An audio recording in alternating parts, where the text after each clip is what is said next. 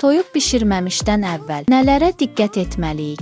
Toyuğun hansı hissəsini kəsib atmalıyıq? Xüsusilə qaraciyər, dəri və quyruq hissələrinə diqqət etmək tövsiyə olunur. Dəyərli izləyicilər, videoların analitikasına baxanda çox az adamın abunə olduğunu görürəm. Bizə dəstək olmaq üçün videoya abunə olub bildirimləri açmağı unutmayın.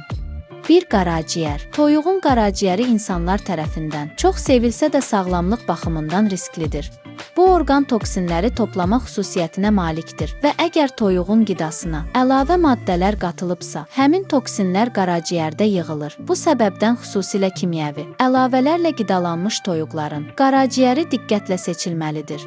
İkinci hissəsi dəridir. Toyuğun dərisi yağ və xolesterin miqdarı yüksək olduğundan ürək-damar problemləri olan şəxslər üçün uyğun deyil. Hətta sağlam insanlar üçün də dərinin çox miqdarda istehlakı uzun müddətdə xolesterin və pi yığılmasına səbəb ola bilər.